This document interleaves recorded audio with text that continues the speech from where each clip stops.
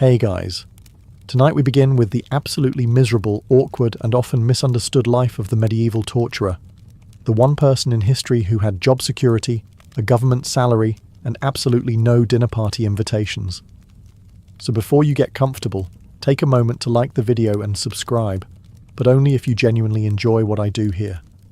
And let me know in the comments where you're tuning in from and what time it is for you.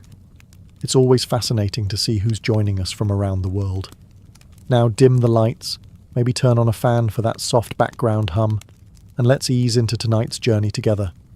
You weren't born swinging chains and adjusting thumb screws. Like most medieval children, you came into the world in a cramped cottage that smelled like wet straw and old onions. You were small, quiet, a little too fascinated with frogs. Nobody thought much of it until you started asking strange questions. While other kids played with wooden swords and imagined being knights, you were the one picking apart dead mice behind the bakery and asking your parents how joints worked. Not in a "this child is gifted" way. More in a "this child makes the priest uncomfortable" way. By the time you were 10, you already knew how to sharpen a knife, not for hunting, just because it made you feel organized. You weren't violent, you were curious, which in a medieval village was a dangerous thing to be. You didn't come from wealth. Your father was probably a butcher or a cooper, someone used to dealing with messy things. Your mother might have sold herbs or whispered things about healing wounds in ways that made the neighbors uneasy. You weren't cursed. You were just available. Then came the day someone suggested an opportunity. A magistrate or maybe the town steward looked at you, small, quiet, observant, and said, "He's not squeamish, is he?"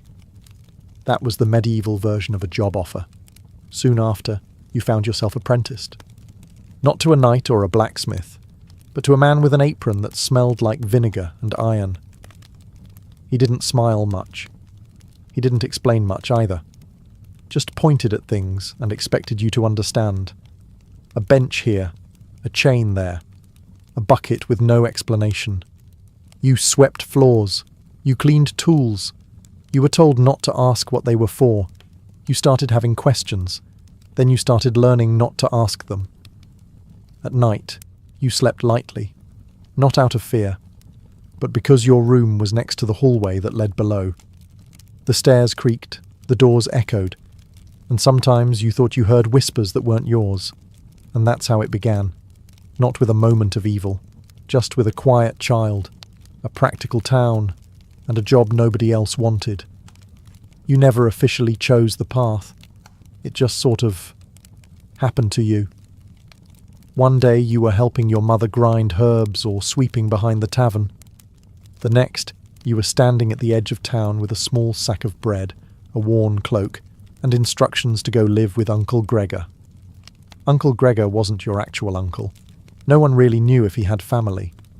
He lived just beyond the edge of the village, not far enough to be suspicious, but far enough that nobody had to walk past his door on the way to church. He had a house with no garden, a locked shed, and a surprisingly large collection of ropes. You didn't ask questions. That was rule number 1. Gregor didn't talk much. He wasn't cruel, just practical.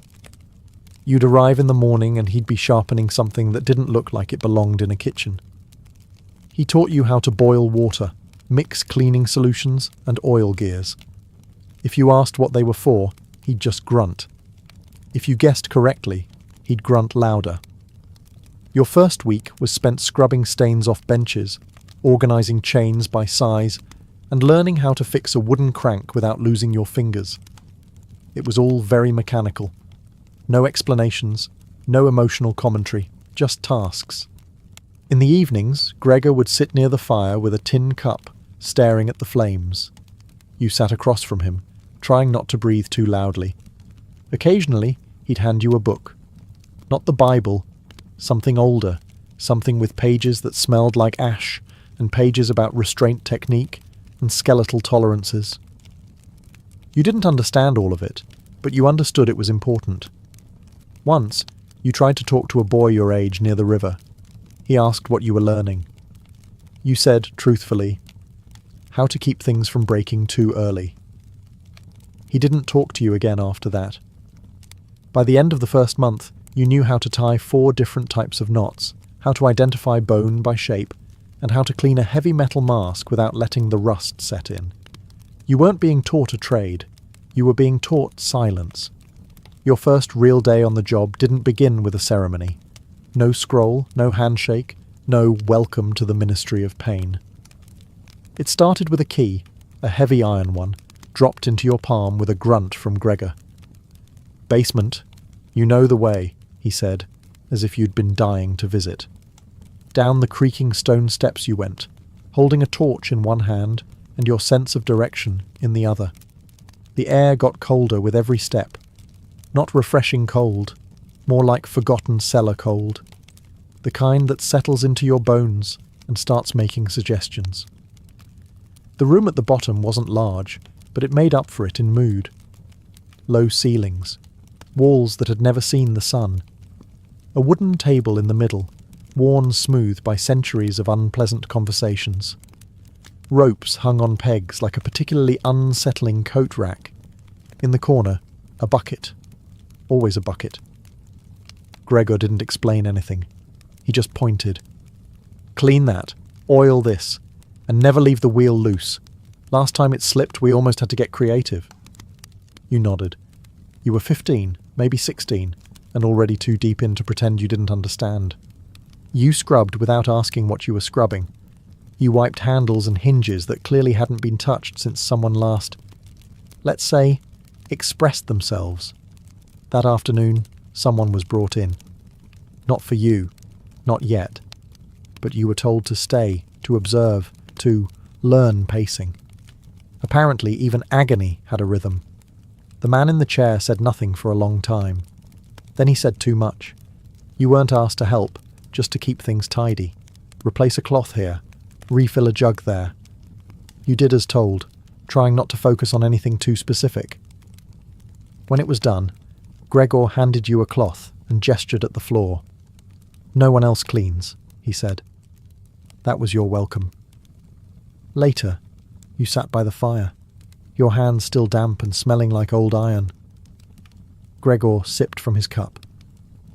You didn't speak, not because you were afraid, but because you already understood something. The job didn't want questions. It just wanted quiet, obedient hands.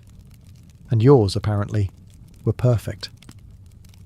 After a few weeks of successful silence, Gregor gave you something resembling a promotion. Your first set of work clothes. It wasn't a robe. It wasn't ceremonial. It was a leather apron, stiff from use, and a pair of gloves that had definitely seen things. He handed them over without comment, as if this was a completely normal milestone. No fanfare, no warnings.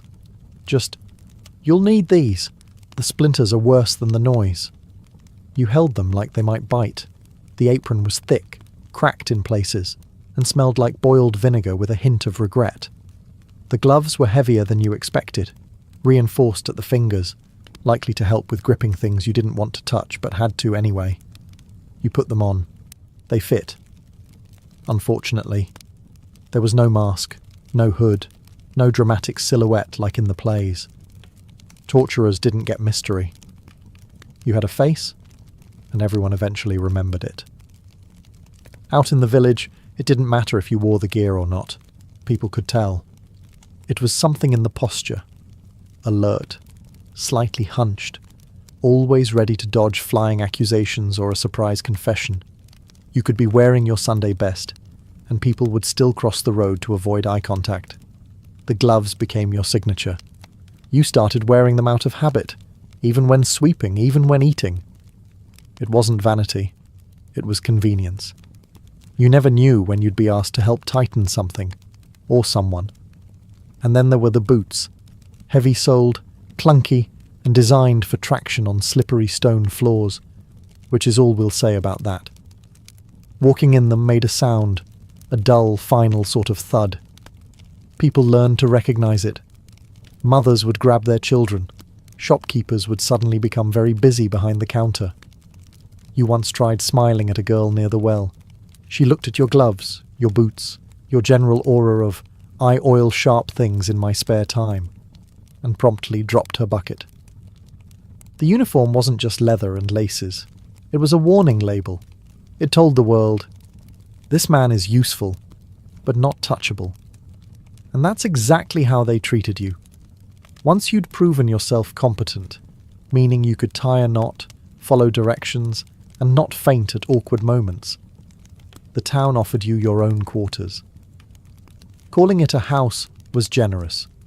It was more of a stone rectangle attached to the back of the municipal building that happened to be very close to the dungeon.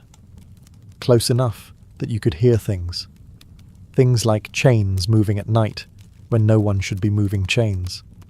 The space came with exactly 2 perks: a door that locked, and walls thick enough that most sounds didn't echo back into your dreams. Most. There were also smells, constant, subtle, and deeply confusing. The place smelled like someone had once tried to clean it and then given up halfway through. There was a mix of damp wood, overboiled herbs, and something vaguely metallic you didn't ask too many questions about. Your first week living there, a local priest dropped off a small bag of incense with a note that simply read, "Use this, please." Thoughtful, if a little foreboding. The location had its advantages. You were always close to work. Tragically close, in fact. If a magistrate needed a last-minute consultation, you were 15 steps away. No excuses, no holidays, just proximity-based obligation. Neighbours? None. The nearest occupied building was across the square, and even they refused to open their shutters if they heard your boots. You were your own neighbourhood. Population. You and a family of indifferent crows. You tried to make it homey. Maybe a wooden chair, a blanket, a sad attempt at a potted plant that withered under the weight of its surroundings. You once hung a small tapestry. It fell off the wall within a day, as if the house itself rejected colour. Sleep came eventually. Fitful, shallow, dreamless. You got used to the thuds, the muffled voices, the late-night deliveries that no one wanted to talk about. You developed the ability to wake up instantly, but never fully rest. It wasn't haunted. Not exactly. It was just saturated with memory. Not yours, but other people's. And it pressed against you in the silence like fog you couldn't brush off. Welcome home. In theory, you were a public servant. Emphasis on public. In practice, the only thing public about you was how publicly everyone avoided you. People didn't speak to you so much as around you, like you were a pothole in a conversation they were trying not to fall into. You'd walk into a tavern and watch entire tables develop sudden, urgent fascinations with their bread crusts. Children were ushered indoors. Dogs barked at you, then reconsidered. You weren't officially banned from events, but somehow you never got the invitation. Weddings? Oh, must have been lost with the courier. Harvest festivals? We thought you were busy with your iron things. Your presence, it seemed, didn't pair well with joy. At market, merchants greeted you with the sort of strained politeness reserved for tax collectors and distant in-laws. You got service, yes, but fast, clipped, and with an urgent desire for you to be somewhere else. You paid in coin like everyone else, but the bread always seemed a little stale, the fruit a little too firm. Once, in a bold moment, you tried to join a group near the well. They laughed, shared wine, told stories. You smiled, stepped forward. One glance at your gloves, not bloody, just recognisable, and the conversation dissolved like sugar in warm tea. You stood there, holding your jug, and quietly turned around. Friendship wasn't impossible, just highly unlikely. Other tradesmen had guilds, blacksmiths had camaraderie. Even the village drunk had drinking buddies. You had Gregor, who once nodded at you and said, "You're less disappointing than most." High praise. There were no romantic prospects either. If someone looked at you twice, it was probably to make sure they could describe you accurately to the priest later. You didn't get love letters. You got notes slid under your door that said things like, "Please don't take my husband. He's innocent. Mostly." And yet, you weren't hated. That would imply passion. You were simply regarded as necessary but unfortunate, like damp weather or tax season. You weren't part of the village. You were adjacent to it, standing just outside the circle, waiting to be summoned. And most days, you preferred it that way. Down a narrow corridor behind the town hall, past a wooden door no one ever knocked on, lay your workspace, affectionately referred to by locals as that place. They never said more. They didn't have to. It wasn't a room. It was a mood. The walls were stone, but not smooth. They had texture, grooves, stains, and little notches that no one dared catalogue. There were no windows. Just a single torch bracket near the entrance and the occasional flicker of light that somehow made things worse. No matter how many candles you lit, the shadows always won. In the centre was the table. Heavy oak, reinforced, unnaturally solid. It was the kind of furniture that didn't get built, it arrived. Ropes coiled neatly at each corner, like stage props waiting for a deeply unfunny performance. Nearby stood the chair. Not for sitting, just the chair. The walls were lined with tools, each hanging in its designated spot, like a very cursed kitchen. Hooks, clamps, screws, gears, the greatest hits of medieval anxiety. Some looked practical. Others looked like they'd been invented on a dare. There were things with cranks, things with weights, and one device that rattled even when untouched, which you simply ignored out of self-preservation.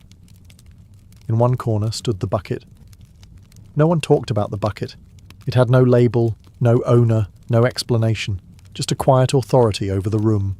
You cleaned it out of duty, not curiosity. The smell was complicated, a mixture of damp stone, hot iron, and something old that clung to the air like forgotten memories. You tried herbs. You tried incense. Once you even tried hanging lavender. It laughed at you. Gregor insisted on neatness. A messy workspace is an unprofessional one, he'd mutter, while aligning shackles with a ruler. You learned to sweep daily, polish metal, and replace fraying rope before it failed. This wasn't cruelty, it was customer service. You didn't decorate. No wall art. No flowers. Just a shelf for your gloves and a small bench where you sometimes sat, thinking about how silence could hum. And yet, it was yours. No one else entered. No one else touched anything, because no one else wanted to. No one tells you this going in, but the job requires math. Not the fun kind with coins or catapults. No, your specialty was pain math, a grim form of arithmetic involving joints, pressure, angles, and how long a person could remain conscious under moderately medieval conditions. You knew, for example, that the average shoulder could handle 7 full rotations before something gave. You didn't learn that from books. You learned it from experience, which, unfortunately, meant other people's experiences. There were no charts, no official formulas, just mental calculations, quiet observations, and the kind of intuition one normally associates with locksmiths or battlefield surgeons. You had to know how much was just enough, and when a bit more became oops. Gregor had taught you the basics. 3 turns for a warning, 4 for honesty, 5 if they still insist on lying about the goat. He wasn't joking. Medieval justice was obsessed with balance, enough pain to encourage confession, not so much that you had to explain anything to the bishop. Your tools didn't have instructions, but you learned their tolerances, like a musician knows their lute. The wheel turned smoothly if oiled. The vise creaked when over-tightened. The iron collar had a sweet spot between firm and regrettable. Precision was everything. People assumed you were a brute, that you just flailed around until someone screamed the right name. In truth, you were closer to a chef. Timing, pressure, control, all crucial. The difference was that no one clapped when you were done. Over time, you developed a 6th sense. You could look at someone and estimate how many minutes they'd last before reconsidering their entire life. It wasn't pride, just pattern recognition. But the worst part? When you were right too often, When your calculations were flawless, that's when the magistrate started relying on you. He hasn't confessed yet. Maybe give him the usual, they'd say, like ordering stew at a tavern. You weren't a monster, you were a professional, with a surprisingly accurate internal calculator, calibrated in screams per second. Most days you were invisible. People saw you, sure. They crossed the street to avoid you, muttered prayers under their breath when you walked past, and pretended to be fascinated by cracks in the cobblestones whenever you approached. But they didn't talk to you. Not really. Unless, of course, they needed something. Then suddenly, you were essential. A magistrate would appear at your door looking stressed and suspiciously polite. We need a confession. Soon. No mention of justice, no explanation. Just the expectation that you'd produce results, like a very unsettling bread maker. Other times it was a priest, insisting this was all about saving souls.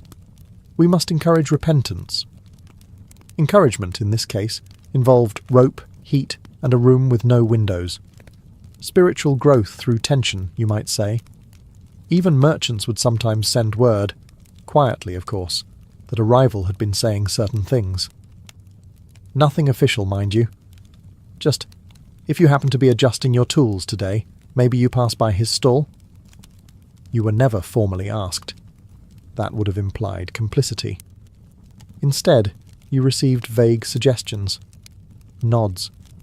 A small sack of coins left at your door with a note that read, "To ensure order is maintained." Order was always in fashion. But when the job was done? Silence. The magistrate went back to pretending he didn't know your name. The priest forgot your soul needed saving. The merchant avoided eye contact while overcharging you for onions. Your usefulness had a shelf life, roughly 2 screams long, and you accepted it. Not out of pride, but practicality. If you waited for gratitude, you'd die of it. Your reward was continued employment, a locked door, and the occasional loaf of bread that wasn't entirely stale. In many ways, you were like a bucket of water in a fire. No one thinks about it, until everything's smoking. Then it's, where's the torturer? And after, just a damp floor, and footsteps fading quickly. The room was stone. Stone floors, stone walls, stone ceiling, all very sturdy, all very echoey. That was the first problem no one warned you about. The acoustics. Medieval architecture wasn't designed with acoustical dampening in mind. In fact, if anything, it was the opposite. It seemed designed to celebrate sound, especially the kinds of sounds that made dinner less appetizing. The screams, when they came, didn't just happen once. They bounced. Off walls, down corridors, into the water basin, out through the stairwell, and, on a particularly humid day, straight into your pillow. And they lingered. You'd finish a session, clean the tools, wash your hands, mutter something philosophical like, "Well, that escalated," and still you'd hear it, faintly, somewhere in the ceiling, like your workplace was trying to keep a memory alive. Gregor called it feedback. You tried everything. You stuffed straw into cracks. You rearranged the furniture. You even asked the blacksmith about muffling panels. He just stared at you like you'd asked for silk curtains in a plague house. Eventually, you adapted, learned to distinguish the real screams from the delayed ones. You could even tell which ones were from that morning versus 3 days ago, a grim sort of sound tracking. The townsfolk claimed not to hear it. But then again, they also claimed you weren't technically part of the community, which is a polite way of saying, "We hear it. We're just pretending it's thunder." At night, it got worse. The dungeon was quiet. Too quiet. And then one creak, one echo, and suddenly you were sitting upright, wondering if the chains had learned to speak. You started sleeping with your gloves on. Not for protection, just out of instinct. They felt safe, familiar, like you could grab a tool and assert dominance over an empty hallway if necessary. Some torturers went mad from it. That's what they said. You didn't. You just got used to being followed, not by people, but by reverberation. The job didn't haunt you. The leftover acoustics did. And really, isn't that worse? You'd think a job that involved handling confessions, fear, and the occasional dislocated nobleman would come with decent compensation. You'd be wrong. Your pay wasn't just bad. It was inconsistent, confusing, and occasionally involved cheese. Officially, you were employed by the town. Unofficially, you were funded by whatever coins could be scraped together from fines, voluntary donations, and the occasional purse left by someone hoping their nephew might survive his questioning. Some weeks, you were paid in silver. Other weeks, they handed you turnips and said, "This is what justice looks like right now." Once, you received a chicken. It was not a good chicken. It looked like it had already heard rumours about your profession. There was no salary, just a vague promise that your services are valued, which is medieval bureaucrat speak for "don't ask." You kept track in a little notebook, not because you expected back pay, but because it made you feel like a person with a desk job. Gregor once told you, "You'll never be rich doing this, but you'll always be needed," which was either comforting or threatening. You're still not sure. You tried negotiating once. You approached the magistrate and calmly pointed out that sharpening tools wasn't free, ropes fray, and vinegar isn't cheap. He nodded solemnly, agreed with everything, and then handed you a single copper coin and a thank you for your continued silence. You couldn't exactly threaten to quit. It's not like there was a long line of applicants. And even if you left, what would you write on your resume? Excellent with knots, skilled in spatial reasoning, experience in crowd control, one person at a time. So you stayed. You budgeted. You reused tools. You learned to patch gloves. You learned to cook stews from things that shouldn't go into stews. You made it work. The irony, of course, was that your job involved applying pressure. But financially, you lived under it. They feared your tools. But when the coins stopped, you feared the butcher. And he didn't negotiate either. Contrary to popular belief, torture in the Middle Ages wasn't just a free-for-all of creativity and bad decisions. There were rules, not good ones, not clear ones, but definitely rules. For example, you couldn't just wake up and decide to interrogate someone because they looked suspicious or owned too many cats. No, you needed authorization, usually from a magistrate, occasionally from a priest, and once from a man who swore he was sent by the king, though his boots said otherwise. The law stated that torture was a last resort. Unfortunately, in practice, last resort often translated to, "We tried shouting at him for 10 minutes and now we're tired." There were guidelines. You weren't allowed to permanently maim anyone, at least not officially. Anything that left someone unable to walk, breathe, or remember their own name was frowned upon, unless, of course, they confessed. Then it became unfortunate but effective. You had to keep records. Sort of. Usually this meant scratching notes into a wax tablet with vague entries like subject uncooperative, applied moderate persuasion, which could mean anything from a stern look to 4 turns of the wheel and a dramatic pause. A priest was often required to be present, mostly to ensure the soul remained salvageable while you tested the limits of the skeletal system. He rarely intervened, unless it was time to argue about theology or break for lunch. And yes, there were banned devices. Iron maidens, for example, weren't used, not because they were too cruel, but because they were mostly a myth. You, on the other hand, had to make do with actual tools, none of which had fancy names. Just things like the crank and that thing with the teeth.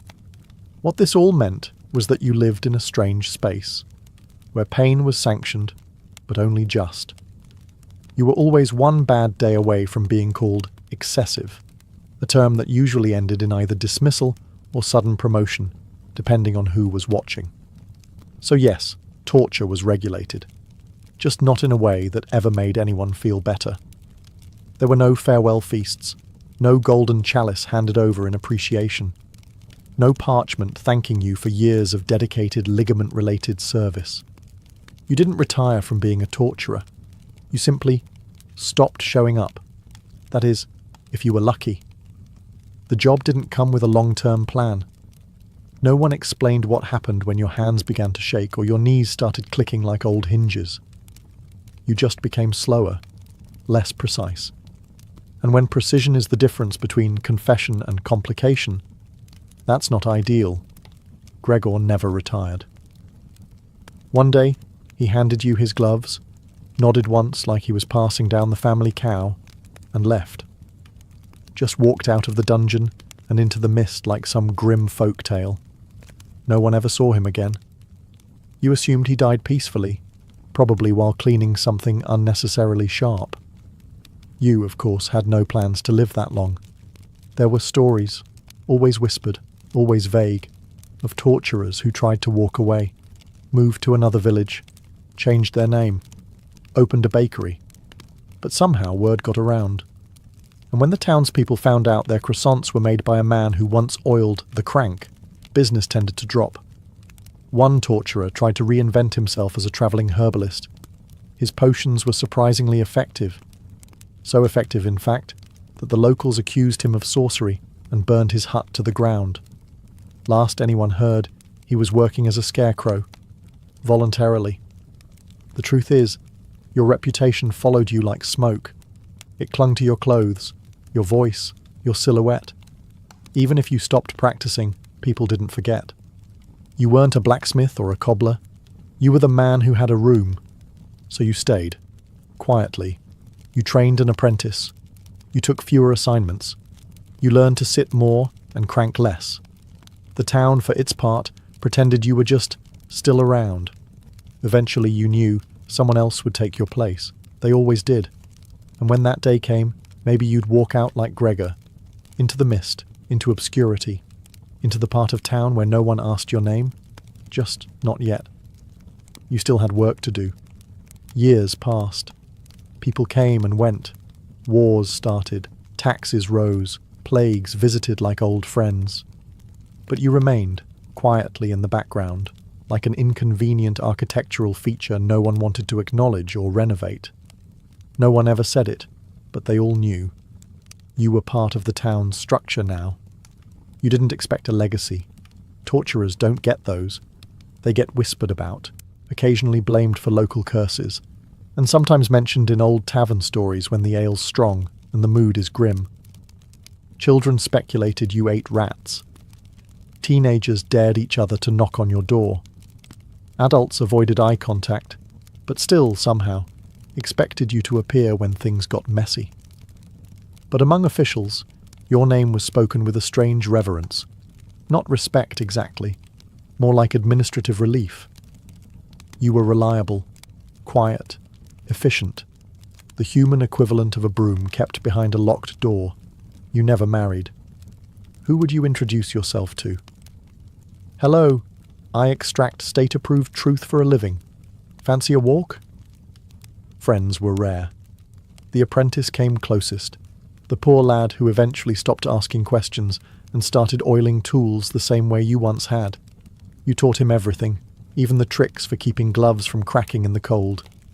He never thanked you, which meant he was learning properly.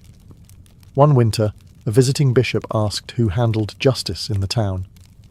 The magistrate simply pointed in your direction.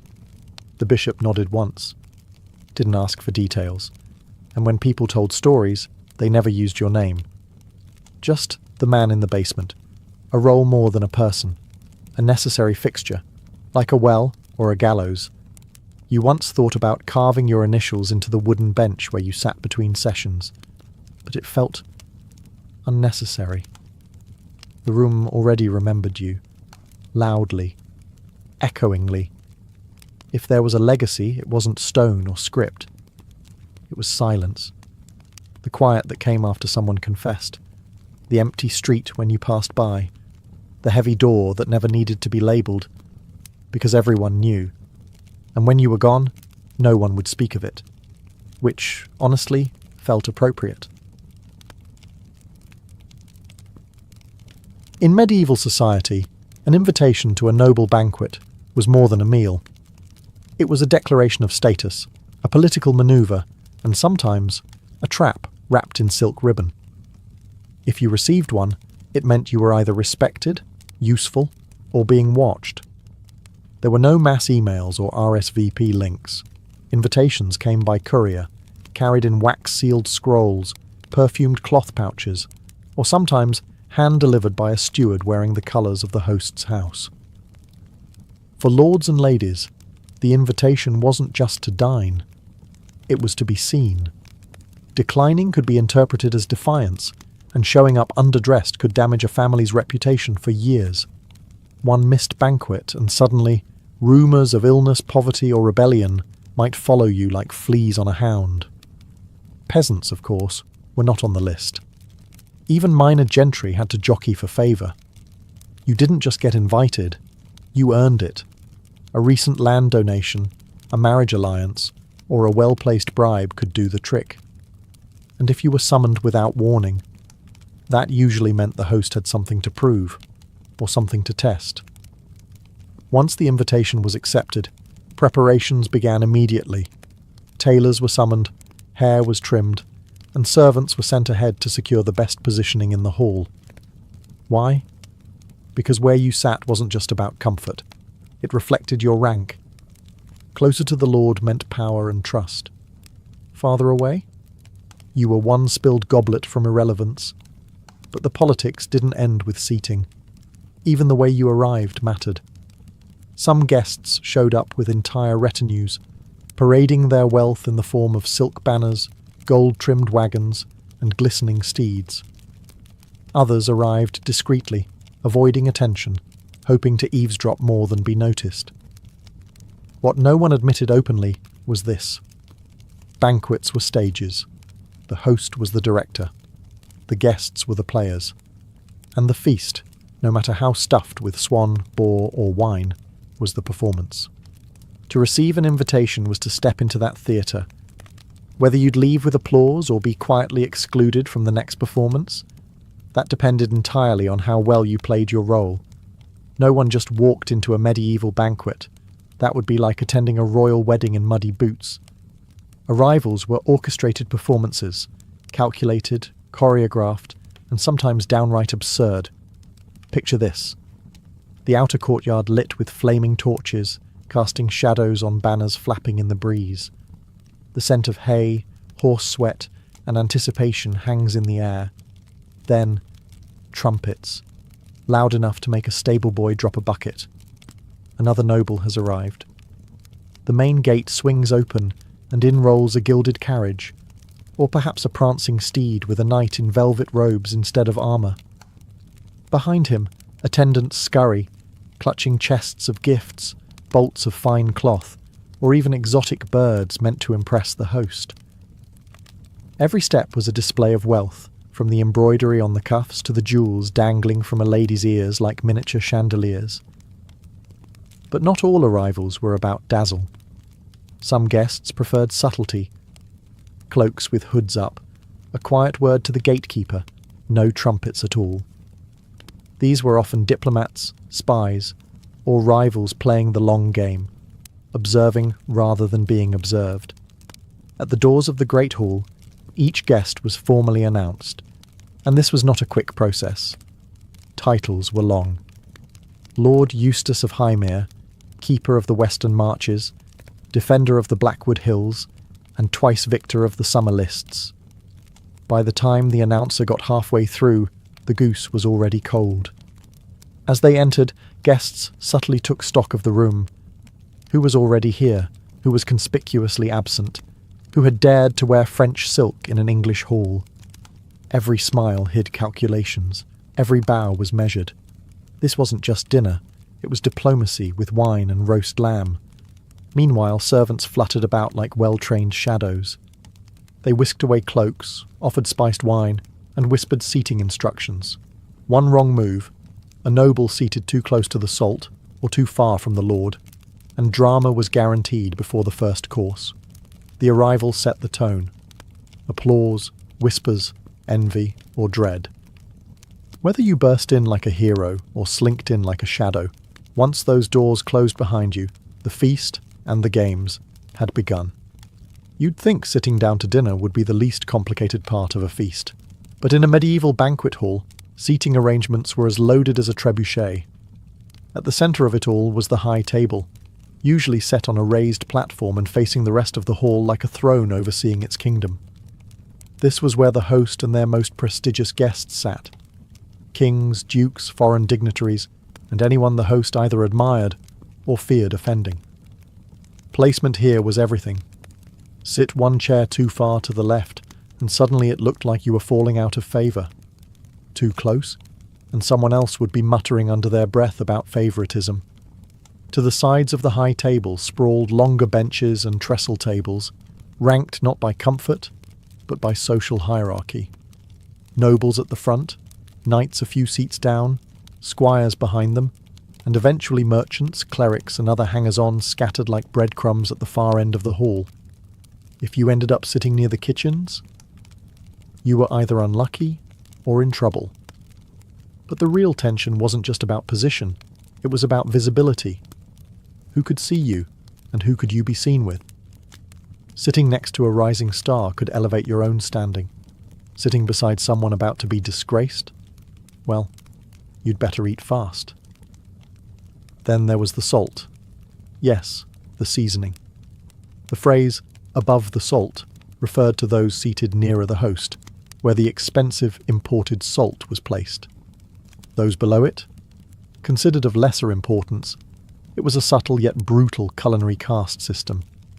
And let's not forget the drama of last-minute changes. If someone didn't show up, or someone unexpectedly did, servants would have to rearrange entire rows, quietly, diplomatically, and without spilling wine on a bishop's lap. A single misstep could spark a scandal that lasted for weeks. For the guests, sitting down wasn't about relaxing, it was about watching, and being watched. Every turn of the head, every whisper, every forkful taken too early could be read as a statement.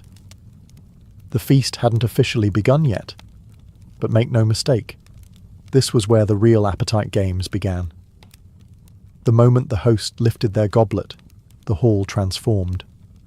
Conversations hushed, musicians paused, and all eyes turned to the head of the table. A toast was raised, usually in honour of God, the king, or the guests, and then, like a drawbridge slamming down, the banquet began. Forget your modern three-course meal. Medieval feasts came in removes, successive waves of dishes, each more extravagant than the last. The first remove might start humbly, trenchers of bread, cheeses, and stewed vegetables. But by the second or third, all bets were off. Whole roasted peacocks reassembled with their feathers on, pies that revealed live birds upon slicing, spit-roasted boars with apples in their mouths. It wasn't just food, it was theatre, and it wasn't served on fine porcelain. Guests ate off trenchers, thick slabs of stale bread that soaked up grease and were often thrown to the dogs, the poor, or simply discarded after use. Utensils were optional. Fingers did most of the heavy lifting. A personal knife was standard. Forks were rare and suspiciously foreign. Every dish was a message. A swan dish? Prestige and wealth. A foreign spice? Global trade ties? A sweet custard dyed with saffron? A display of how much gold you could afford to eat. Presentation mattered as much as flavour. A clever cook could win favour with a sculpted sugar castle, or a jelly shaped like a lion. And if you could make the table gasp, your place in the kitchen, and your master's good graces, was secured. But not everyone got to taste everything. Dishes were distributed based on rank. High lords had entire roasts to themselves, while lesser guests had to fight over scraps or rely on the servant's discretion. This was no buffet. It was a hierarchy with gravy. The servers were highly trained, gliding between tables, balancing trays, whispering titles, and avoiding disaster. A dropped goblet could spell demotion, a spilled dish on the bishop's lap, exile to latrine duty, and as the courses rolled on, the noise in the hall swelled. Laughter grew louder, wine flowed faster, and inhibitions started to melt like butter on hot bread. The feast wasn't just filling bellies, it was feeding egos, alliances, and ambitions, and the night had only just begun. Medieval banquets weren't just about stuffing your face with roast venison and saffron custard. They were spectacles. And once a course was cleared, the real performances began. While cooks scrambled in the kitchens to prepare the next remove, lords and ladies turned their attention to the night's entertainment. Jesters were the first act. Don't let the silly hats fool you. These performers were sharp. A good fool could roast a duke and get away with it. A bad one got pelted with bones. Their juggling, acrobatics, and rhymed insults kept the tension from spilling over into actual duels. With one quip, a jesting fool could diffuse a brewing feud, or start one if he aimed poorly. Then came the minstrels. Lutes, harps, and flutes echoed through the hall as troubadours sang of noble deeds, tragic romances, or the suspicious flatulence of the lord's hunting dog. If a noble was feeling particularly vain, they might even commission a song about themselves, hoping it would spread to other courts like a catchy disease. For higher-profile events, the entertainment got stranger. Dwarfs in armour battling with wooden swords, dancing bears in chain collars, mystics reading fortunes between courses. Some lords even staged miniature plays, complete with sets, props, and unfortunate peasants pressed into service as extras. And if the host really wanted to show off, he might unleash fire-eaters or magicians who claimed to summon spirits, though those tended to make the bishop nervous. The audience didn't just watch, they judged. A performance that delighted the crowd could earn gold coins, applause, and even a personal audience with the host, but bore the room for more than 2 minutes. That was social death. At best, you were ignored. At worst, the crowd turned hostile, flinging bread crusts and muttering that you'd best learn to dig ditches instead. Of course, not all the action was on stage. Whispered conversations buzzed beneath the music. Lovers exchanged glances. Rivals exchanged veiled threats. Deals were struck, promises made, and occasionally someone got slapped behind a curtain. The performances were dazzling, yes, but they were also a distraction. They gave nobles cover to scheme, flirt, or gossip. For every jest at the centre of the room, 10 serious plots were unfolding in its shadows, and with wine still flowing and appetite still sharp, the feast rolled on, louder, looser, and far more dangerous than it looked. By the midpoint of the banquet, restraint had begun its slow, inevitable death. And the killer? Wine? Or mead? Or ale? Or in some absurd cases, all three mixed together with a sprig of rosemary and a prayer.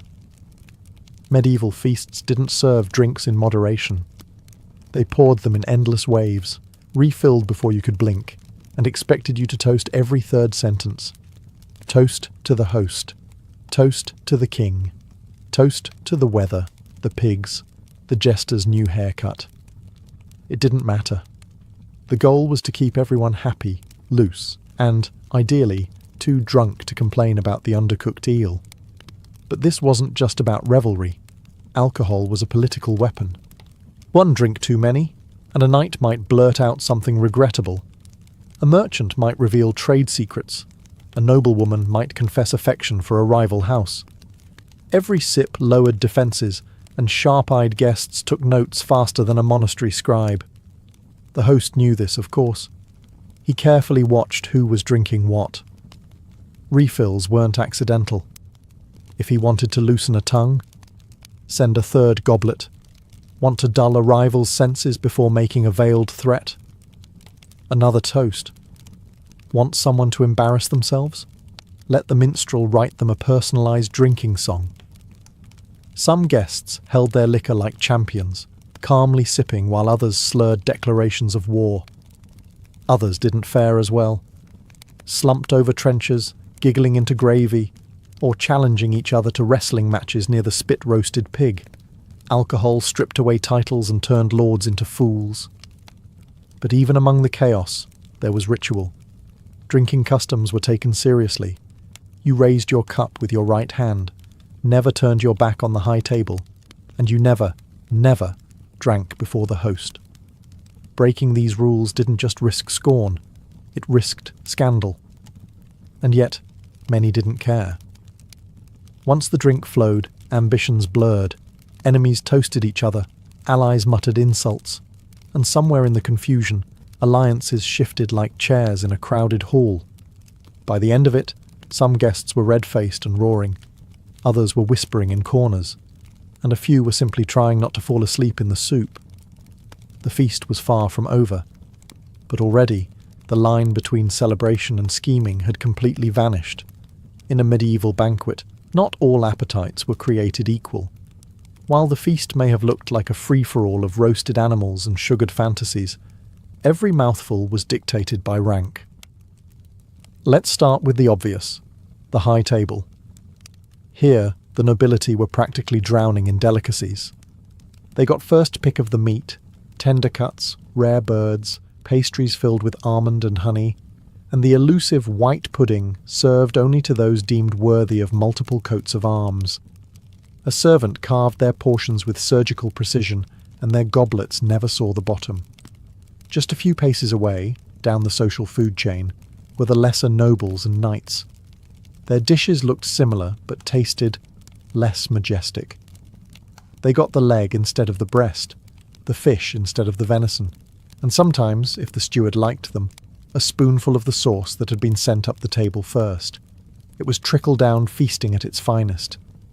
Further back were the clergy, scribes, merchants, and any other semi-important figures the host didn't want to insult, but also didn't really want to talk to. Their trenchers might have a stew, maybe a boiled vegetable, and if they were lucky, something with spices, though diluted, of course. And then there were the servers, musicians, entertainers, and the poor fools who had to help turn the spit. They might be allowed to eat after the guests had left, or not at all.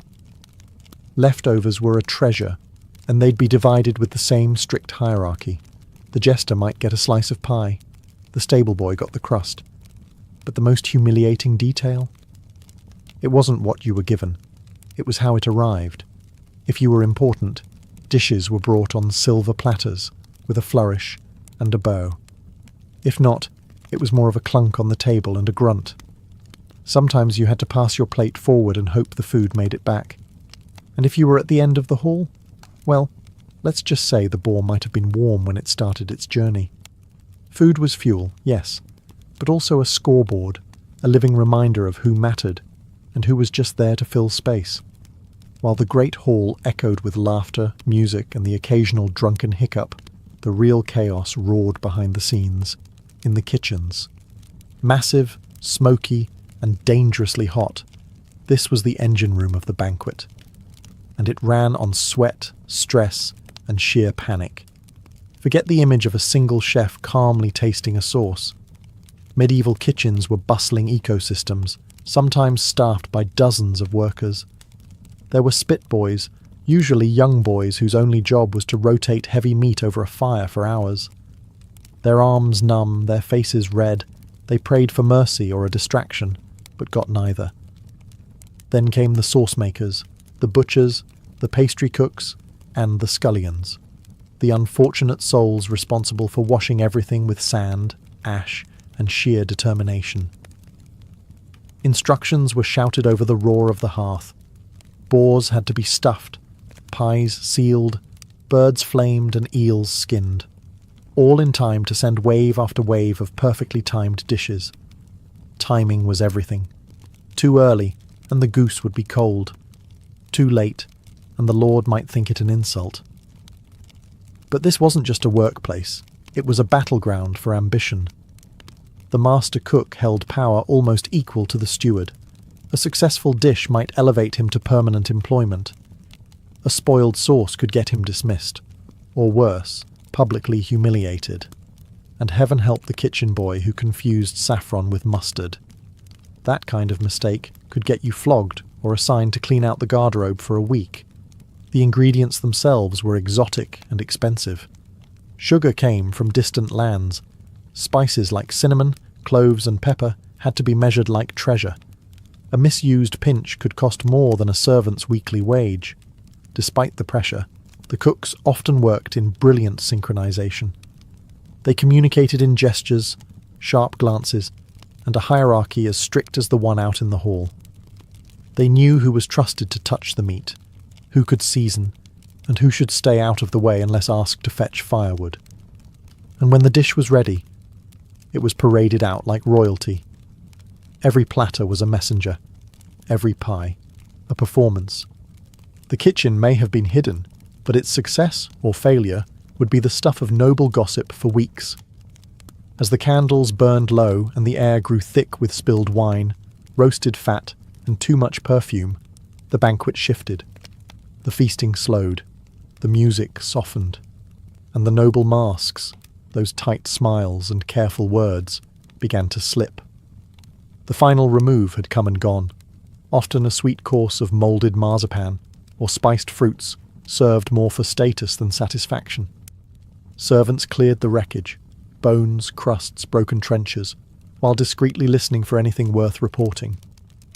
In the background, some guests still lingered, prodding cheese wheels or sipping dregs of wine they no longer tasted. This was when the real business often began. Tipsy merchants whispered deals over half-empty goblets. Ambassadors, flushed with mead, made statements they would regret by sunrise.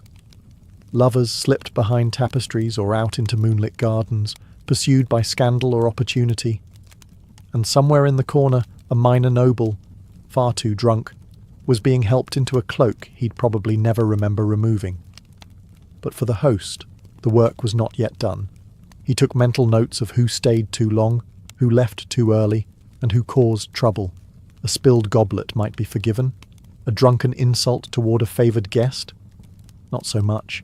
Every laugh, every gesture, every raised eyebrow was weighed. The banquet may have ended, but its effects would ripple through the court like a dropped jewel into a well. And not everyone got to leave right away. Some guests were offered chambers to sleep off the wine. Others were politely escorted to their carriages, especially if they had started singing. A few unfortunate souls ended the night slumped against a column, dreaming of roast pheasant and regretting that third cup of spiced wine. As dawn crept across the manor, the great hall stood silent, littered with half-melted candles, overturned cups, and the echoes of ambition, laughter, and regret. Servants began scrubbing the floors, cooks collapsed near dying embers, and the host retired to tally favours gained and debts incurred. Medieval banquets were never just meals. They were performances, negotiations, declarations of wealth and control. Every trencher, every toast, every tune was carefully orchestrated chaos. And in the end, once the last goblet was drained, all that remained was memory, and perhaps a nasty headache. If your mental image of the Middle Ages includes everyone being perpetually dirty, covered in lice, and terrified of soap, think again. Sure, there were plenty of muddy peasants trudging through life, but for many medieval townspeople, public bathhouses were a normal part of weekly life. And no, we're not talking about some primitive dunk in a pond. These were structured, purpose-built spaces for cleanliness, relaxation, and sometimes much more. Bathhouses in medieval Europe had deep roots in Roman tradition. After the fall of the Western Roman Empire, many public baths crumbled into ruin, but the idea survived. By the High Middle Ages, cities across the continent, especially in places like France, Germany, and parts of Italy, saw a resurgence of communal bathing culture. In fact, it wasn't uncommon for bathhouses to be among the first stone buildings erected in newly chartered towns. Inside, the setup was often surprisingly sophisticated. Think tiled floors, large wooden tubs or small stone pools, a hot water room, a cooling room, and occasionally even a massage table. Water was heated in copper cauldrons and piped or carried into the bathing chambers. Some bathhouses had multiple tubs for different temperatures, echoing the Roman caldarium, tepidarium, and frigidarium. This wasn't medieval roughing it. This was Spa Day, 13th century edition. But bathing wasn't only about hygiene, it was social. People bathed in groups, friends, spouses, even strangers. You might chat with your neighbour, talk politics, or seal a trade deal while scrubbing your armpits. And for couples, it could be downright romantic. Some bathhouses offered private rooms for lovers to soak in peace. Others didn't bother with privacy at all. Bathhouses weren't just frequented by the wealthy either. Artisans, merchants, even well-off peasants would visit regularly, especially on Saturdays. It was a weekly reset, a way to show up to Sunday Mass looking and smelling like a respectable Christian. Of course, not everyone was thrilled. Some religious authorities grumbled about the lascivious behaviour in mixed-gender baths, but many clergy used bathhouses themselves, often in separate, more discreet settings. In short, the bathhouse wasn't just a tub of water, it was a medieval crossroads, where soap, society and sin all met under the same steamy roof. Step inside a medieval bathhouse, and you might be surprised. These weren't grimy back-alley huts with leaky roofs. Many were carefully constructed, sometimes lavishly so, designed not just for function, but for comfort, aesthetics, and social prestige. The exterior might resemble a modest house or, in wealthier cities, a small civic building, but once inside, the atmosphere changed completely. The bathhouse was a place of warmth and steam, flickering torchlight bouncing off damp plaster walls, tiled floors slick with condensation, and the smell of herbs, soap and heated water wafting through the air. The layout typically followed a Roman-inspired sequence. First, there was the undressing room, or apoditerium, where bathers left their clothes in the care of attendants, often while chatting with fellow guests. Then came the heated rooms. Water was boiled in giant copper cauldrons and piped or carried into large wooden or stone tubs. Some establishments had one enormous communal bath, while others offered individual tubs lined up in rows like booths in a medieval wet market of nudity. Temperature mattered. The water was warm but not scalding. Richer bathhouses even had multiple rooms with different heat levels, some mimicking the caldarium, hot room, tepidarium, warm, and frigidarium, cold plunge, of ancient Roman baths. The more refined the establishment, the more architectural complexity it boasted. Vaulted ceilings helped trap heat, chimneys vented steam, wooden benches lined the walls for those who preferred to sweat before soaking. Lighting was minimal but intentional, candles and oil lamps positioned to create soft shadows, adding to the bathhouse's cosy, almost dreamy atmosphere. In higher-end places, the walls were sometimes decorated with tapestries or murals, and fresh rushes or herbs were scattered on the floor to mask odours and add a touch of greenery. And then there were the little luxuries: bowls of rose water for rinsing, linen towels, combs and razors for grooming, and sometimes even attendants to scrub your back or massage your shoulders. If you could afford it, you were treated like nobility, even if you were just the town baker. These bathhouses weren't just buildings, they were designed experiences. Temples to cleanliness, yes, but also to status, comfort, and community. The architecture didn't just serve a purpose. It set the tone for everything that happened inside. Once you were undressed and immersed in the bathhouse proper, it wasn't just a matter of splashing around. Medieval bathing followed a surprisingly structured routine, a ritual of steam, soap, and scrubbing that mixed Roman tradition with medieval practicality. Most bathers began by warming themselves with a gentle soak in hot water. This wasn't just for relaxation, it helped open the pores and loosen dirt. Bathhouse attendants, known as rubbers or stridulators, were often on hand to assist, especially in fancier establishments. They'd bring soft linen cloths, herbal rinses, and, if you had the coin, scented oils. Next came the soap, and no, not the factory-pressed bars you're used to. Medieval soap was typically a chunky, brownish lump made from animal fat and lye. In some regions, especially Islamic-influenced areas like southern Spain, olive oil-based soaps were prized and imported for their gentle touch and pleasant scent. Soap was rubbed in vigorously, sometimes by the bather, sometimes by an attendant, until the body was slick and foamy. Then came scraping and exfoliation. Just like the Romans before them, medieval bathers often used a curved metal tool called a strigil. It was run along the skin to remove dead skin, dirt, and oil. It wasn't exactly spa-level comfort. It could be a little rough. but it left you feeling genuinely clean. Some bathhouses also used coarse cloths, or even natural abrasives like salt or crushed herbs for a deep scrub. Hair care was another step. Men might have their beards trimmed or their scalps massaged with vinegar and rosemary. Women sometimes had their long hair combed out with herbal rinses and carefully dried by the fire afterward. The most prestigious bathhouses offered grooming services as part of the package: shaving, nail cleaning, and even minor wound dressing. The final rinse often involved cool or lukewarm water, poured over the head from a basin or ladled from a tub. Then came the toweling off. Linen if you were lucky, scratchy wool if you weren't. All this effort wasn't just about hygiene. It was about presentation and pride.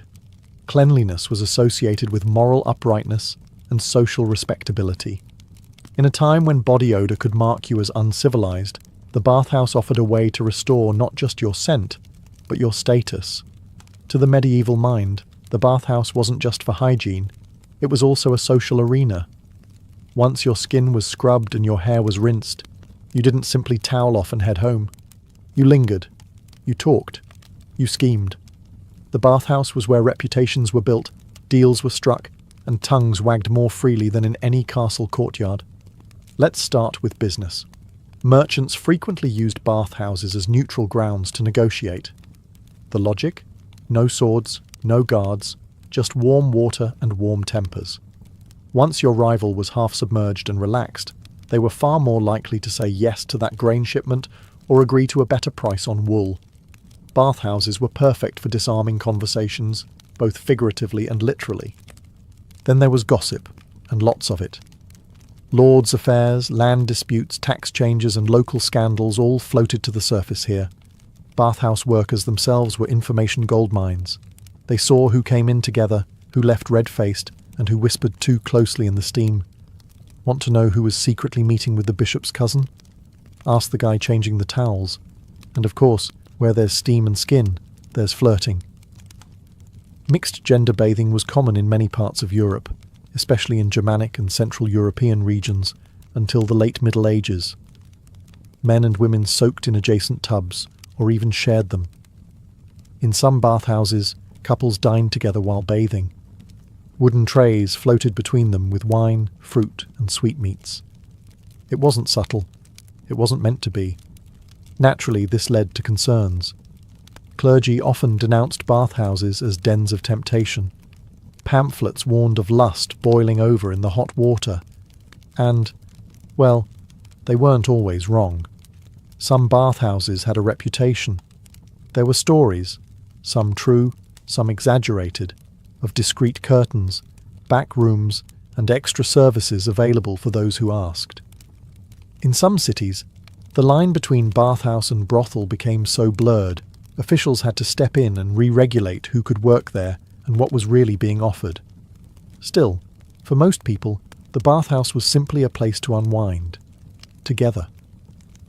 In a world without cafes, spas, or social media, this steamy, communal space served as the town square of the naked, a place to connect, share stories, and see who was really who, once the armour and robes came off. Strangely enough, the medieval bathhouse wasn't just about scrubbing and gossip. It also came with table service. In many towns you didn't just bathe, you dined while bathing. That's right. In the warm mist of the communal tub, trays of roast meat, sweet pastries and goblets of wine floated by like miniature ships of indulgence. This practice was especially common in Central and Northern Europe, places like the German-speaking regions of the Holy Roman Empire. Bathhouses there doubled as eating establishments, and not just any eateries. They offered multi-course meals that rivaled some feasting halls, all enjoyed while you were partially submerged in hot water with your friends, your spouse, or a potential romantic prospect. Meals were often served on floating trays, specially designed wooden platforms with raised edges to avoid disaster. One might carry roasted game hen, another a small pitcher of ale, while yet another bore soft bread and honeyed dates. If you wanted to impress a companion, you might even send over a tray, like a medieval version of buying someone a drink across the bar, only with more splashing. Servants, often barefoot to avoid slipping, wove between the tubs and benches, delivering platters, refilling goblets, and making sure the experience stayed luxurious, or at least orderly. The larger bathhouses had private rooms with their own tubs and tables, allowing for more intimate dining, often by candlelight. The combination of warmth, wine, and dim lighting did little to discourage the more flirtatious elements of bathhouse culture. But it wasn't all decadence. For those who couldn't afford wine and roast duck, bathhouses still offered food, simple stews, meat pies, or bread and cheese. Communal dining reinforced the social nature of the bathhouse. You were part of a group, and sharing a meal, especially half-naked, had a way of breaking down social stiffness. Naturally, the church raised an eyebrow at the whole arrangement. Dining in a state of undress, scandalous, sharing wine with the opposite sex in a tub, practically sinful.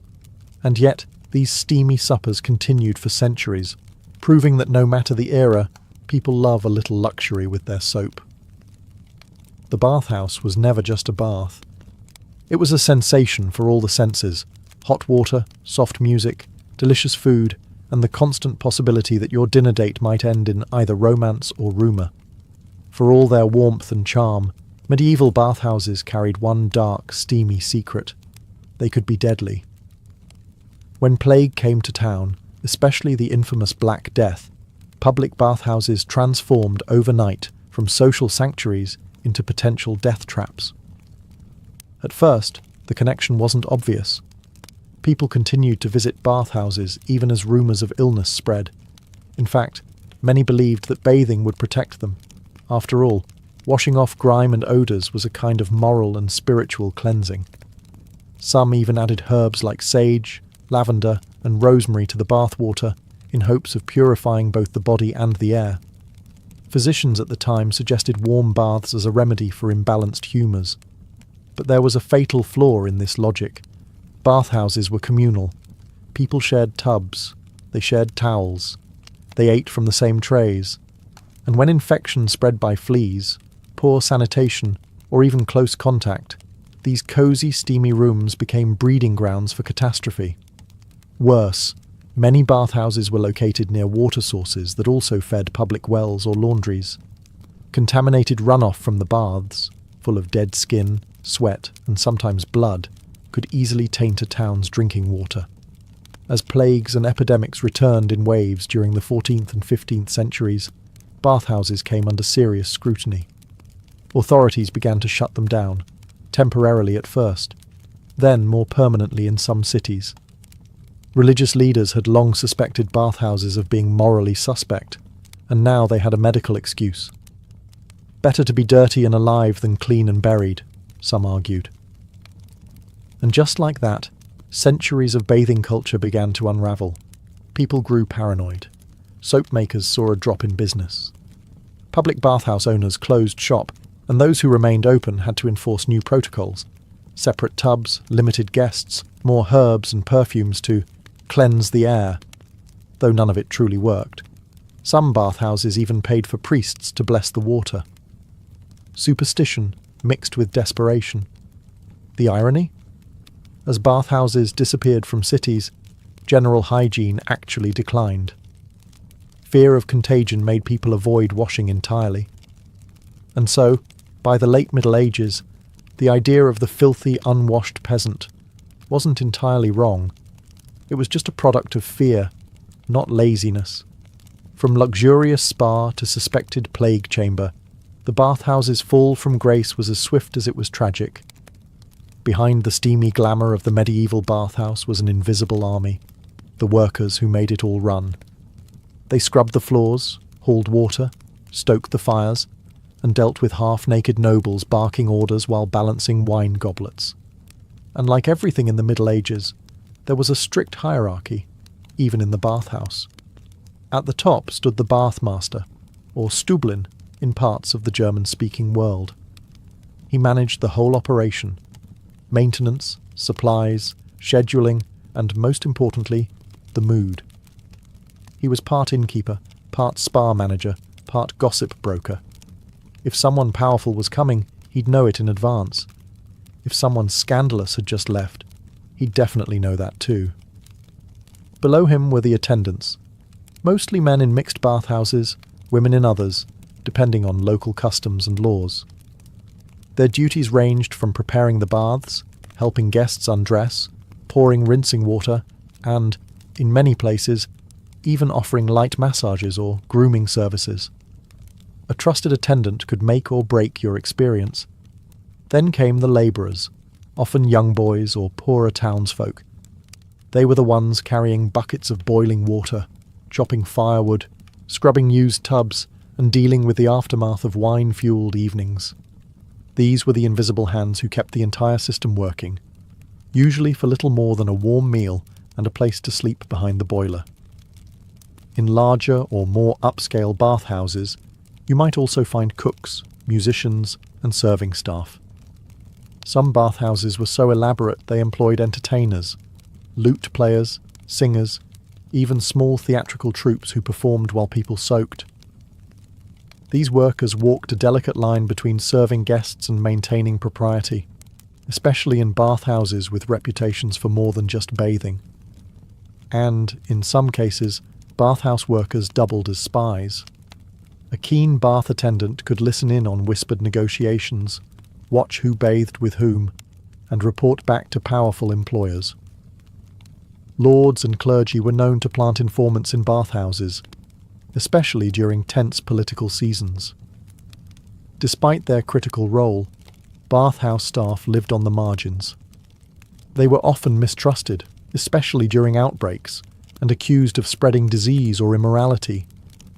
But without them, the warmth, the rituals, the elegance, all of it would have gone cold. The bathhouse may have been a place of equality in the tub, but outside it, the social ladder remained firmly in place. If there was one institution that always had a suspicious eye on bathhouses, it was the medieval church. To them, the bathhouse was a place where cleanliness walked a fine line with carnality, and steam often disguised sin. On paper, the church had no problem with hygiene. Many monasteries even had their own private bathing areas, and religious texts occasionally encouraged cleanliness as a virtue. Clean body, clean soul. But communal bathing, mixed gender tubs, wine and music. That, in the church's eyes, was an invitation to temptation wrapped in a towel. By the 13th century, as public bathhouses flourished across European cities, sermons began to target the moral dangers lurking within. Priests warned that bathhouses encouraged lust, immodesty, and secret liaisons.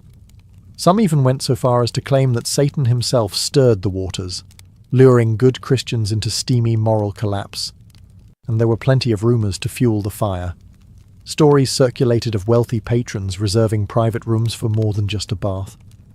There were whispered tales of bathhouse staff offering special services for the right price, and couples arranging secret trysts behind misty curtains. Whether these stories were exaggerated or true, the church didn't wait to find out. In more conservative towns, church councils began imposing restrictions. Mixed bathing was banned in some regions, while in others, bathhouses had to close on Sundays or holy days.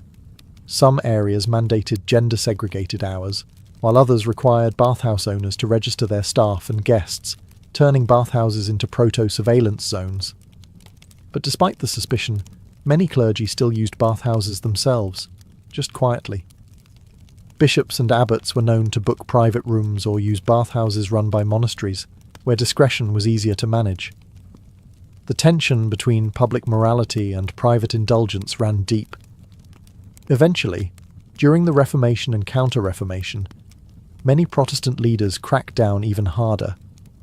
They saw public bathhouses as corrupt relics of Catholic permissiveness and sought to cleanse society by closing them down, ironically reducing public hygiene in the process. The church may not have built the bathhouse, but it certainly tried to police it. In doing so, it turned the humble act of bathing into a spiritual balancing act, between purity of body and purity of soul, between hygiene and heresy, and between a splash of water and a slippery slope.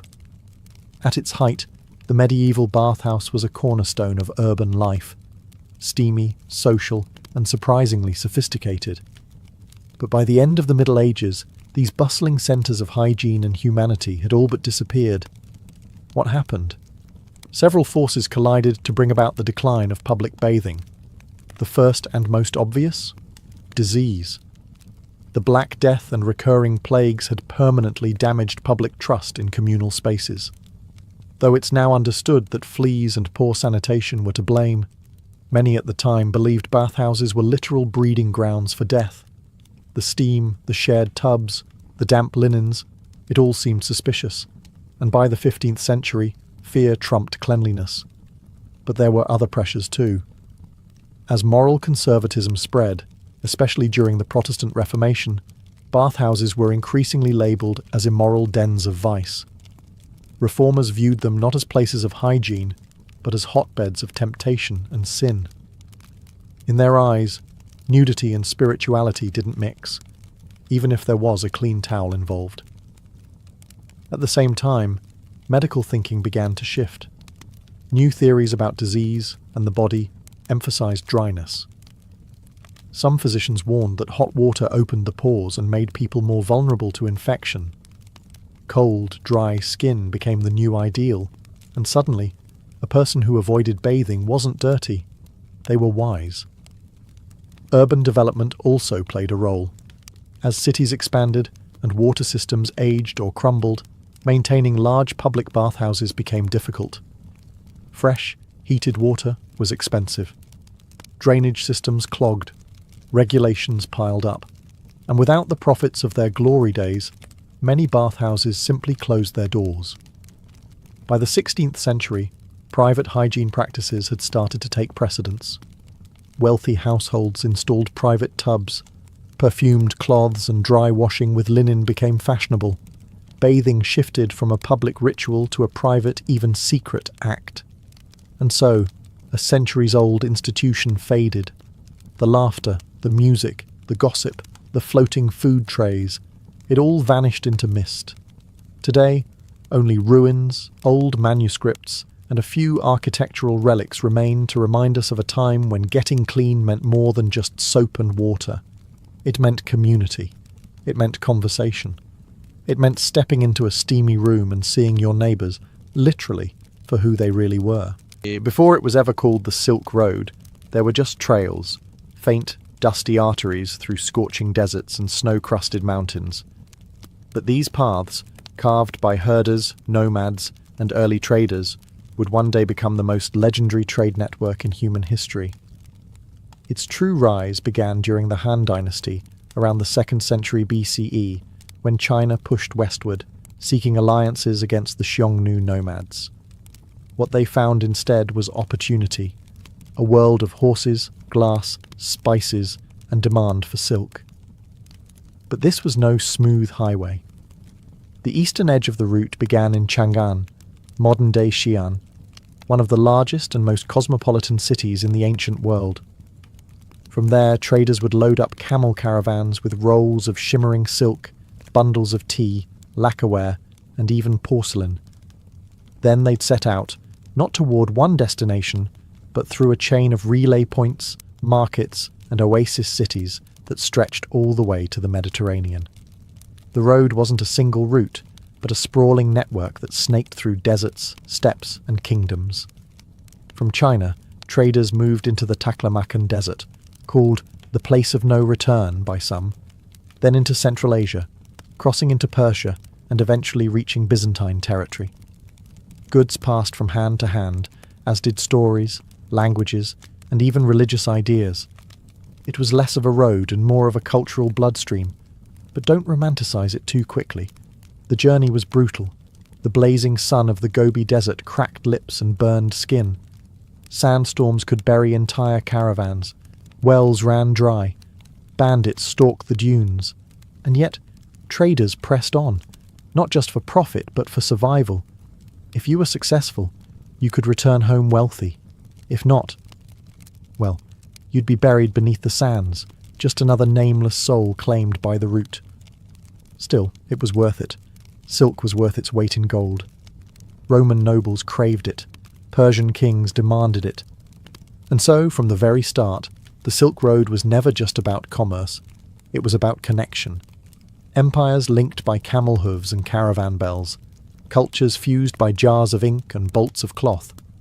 A route born not just of geography, but of human ambition, and the irresistible need to reach what lies beyond the horizon.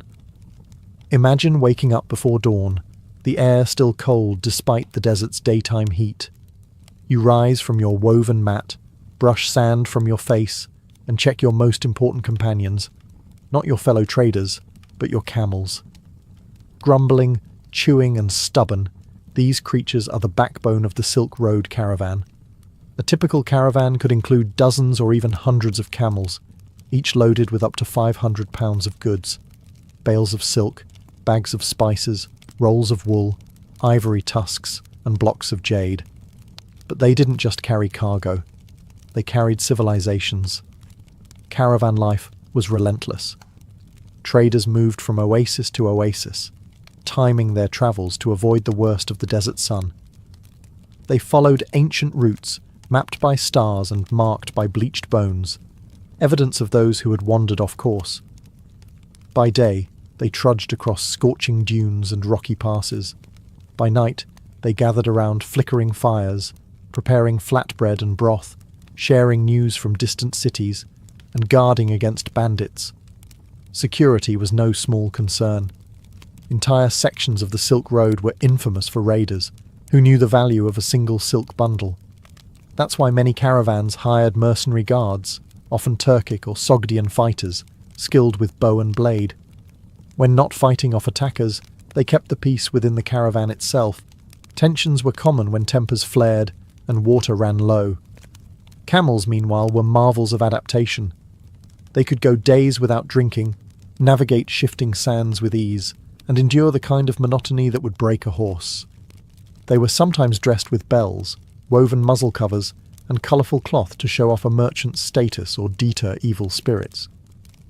Along the way, caravans stopped at caravanserais, fortified roadside inns offering food, shelter, and a precious chance to rest. These way stations were melting pots where Arabic met Sanskrit, Chinese met Greek, and deals were struck in a dozen tongues. Caravanserais weren't just pit stops, they were crossroads of culture. Life on the Silk Road was exhausting, dangerous, and often soul-crushing. But for many, it was also exhilarating. To ride with a caravan was to stand at the centre of a grand exchange, a living artery of wealth, rumour, and risk that tied the world together, one hoofprint at a time. The desert might seem like an endless ocean of sand and heat, but to the seasoned Silk Road trader, salvation came in the form of oases, green, glittering jewels scattered across the dry vastness. These weren't just stops for water, they were lifelines, trading hubs, and sanctuaries wrapped in palm shade. Oases like Dunhuang, Kashgar, and Merv weren't just rest stops. They were bustling towns built around survival. Each one had its own character. Dunhuang, perched at the edge of the Gobi Desert, was a spiritual and artistic centre filled with Buddhist cave temples. Kashgar, further west, pulsed with life. Part marketplace, part fortress, part melting pot. Caravans could resupply here, trade cargo, switch camels, and gather intel on which routes were safe, and which were crawling with bandits or buried by sandstorms. And between these urban oases were the caravanserais, fortified inns spaced roughly a day's journey apart. Built with thick walls and high gates, they were designed to protect travellers and their cargo. The layout was practical. A central courtyard for unloading animals, sleeping quarters, storage rooms, a kitchen, and often a small prayer area. Sometimes there were resident cooks, healers, or even entertainers. Imagine arriving after days in the desert, your feet swollen, throat dry, eyes stung by wind, and finding a warm meal, a straw bed, and safe walls. To the weary merchant, it felt like paradise. But these stops weren't just about comfort. They were economic engines. Local traders came to the inns to barter or sell to passing caravans. News flowed freely. Currency rates, weather reports, rumours of war, new taxes, forbidden roads. An entire underground network of knowledge thrived in the dusty corners of these rest stops. Religious sites also clustered near oases, offering protection from more than just physical threats. A small shrine, a monk's hut, or a carved symbol in a wall could soothe the nerves of a superstitious traveller. Many stopped to offer a coin or prayer before continuing westward or eastward into the unknown. Without oases and caravanserais, the Silk Road would have been impassable. They were more than waypoints. They were civilization embedded in the wilderness, reminders that even in the harshest terrain, humanity finds ways to build connection, community, and commerce. When we think of the Silk Road, we think of silk. And yes, it was prized. Soft, shimmering, and impossibly light, silk was China's crown jewel.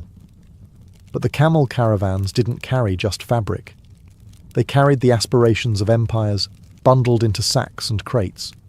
From east to west came porcelain, tea, lacquerware, paper and spices like cinnamon and ginger.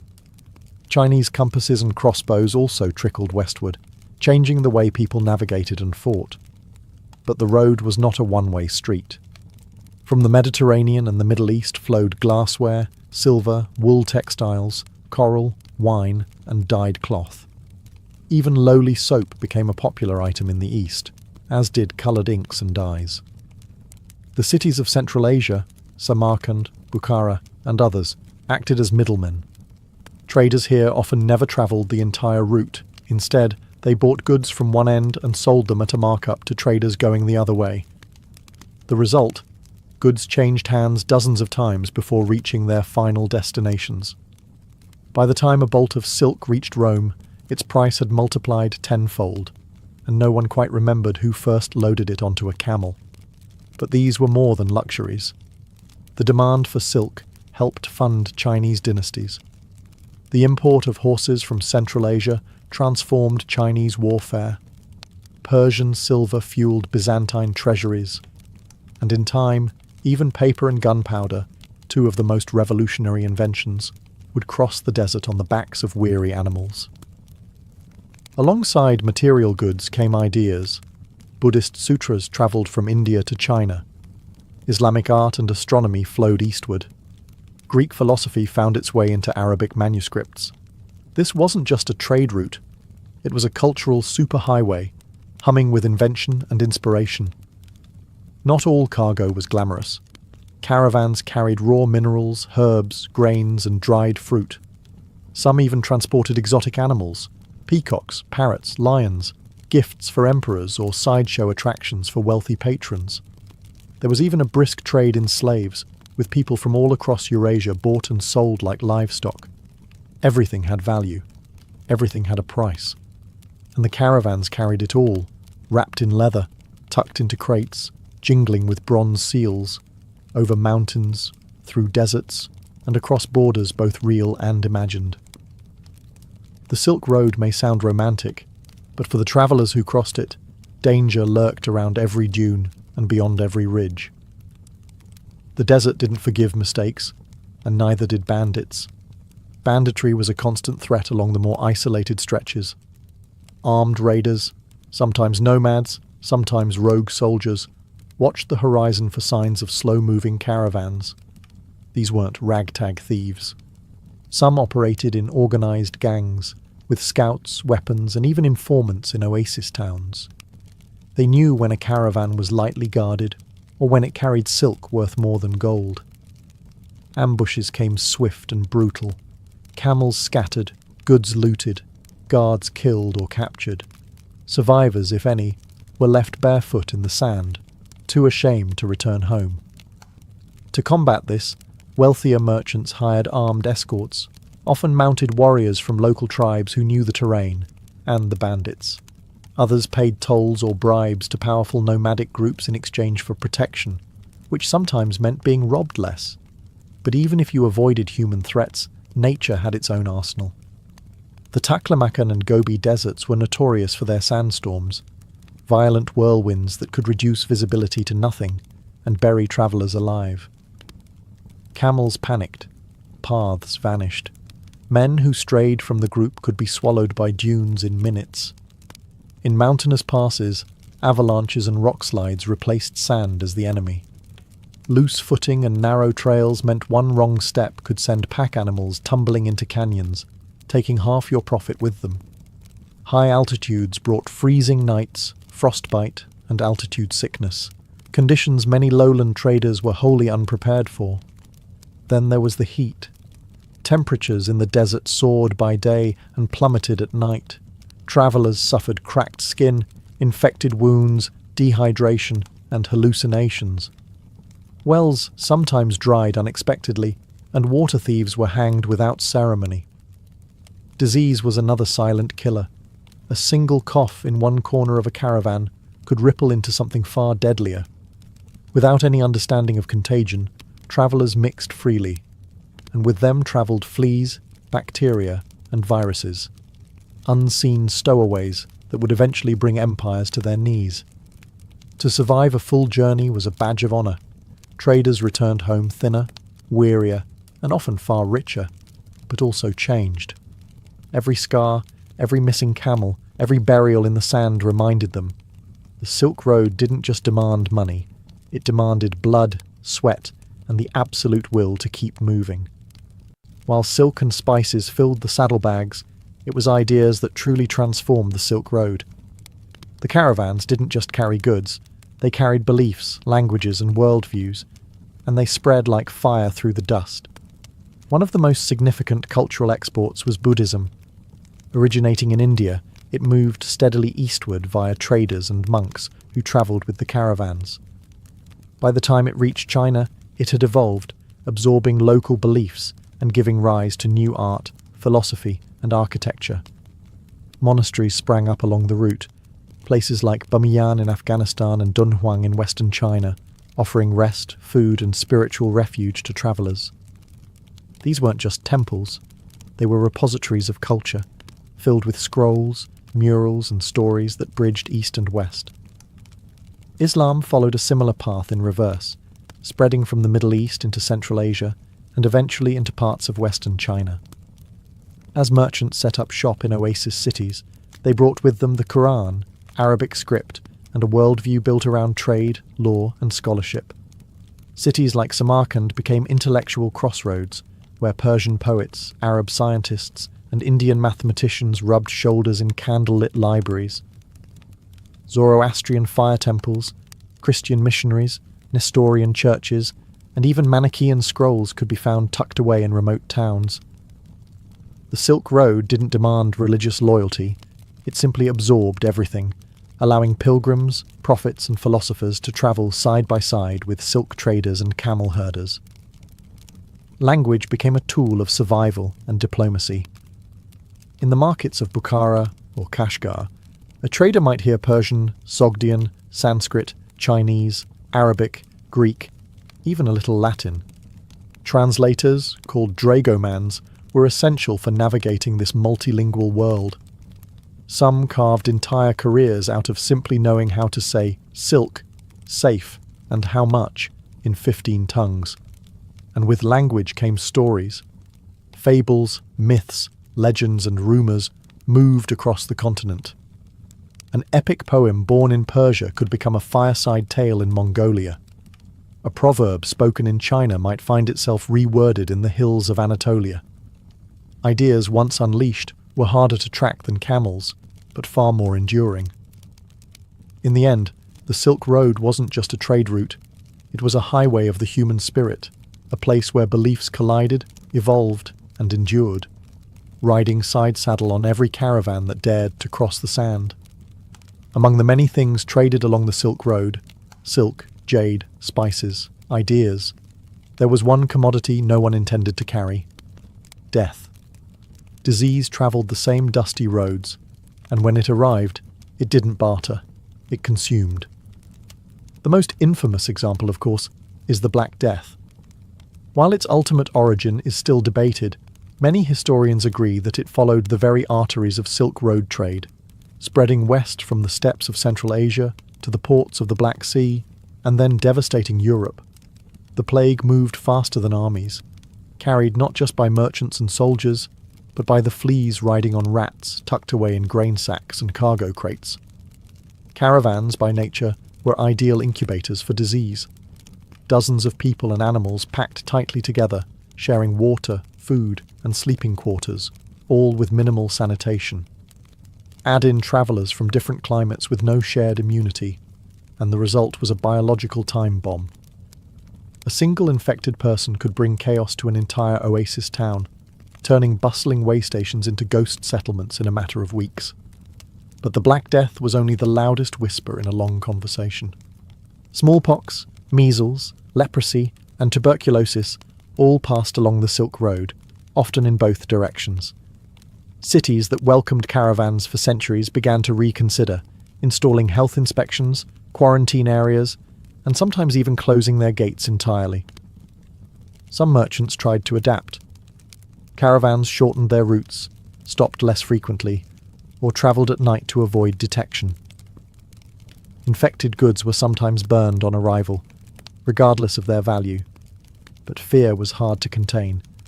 Stories of sudden fevers, black boils, and dead animals haunted campfires all along the route. Yet even amidst the fear, trade didn't stop. The lure of wealth and connection was simply too powerful. If anything, the plagues highlighted the double-edged nature of the Silk Road.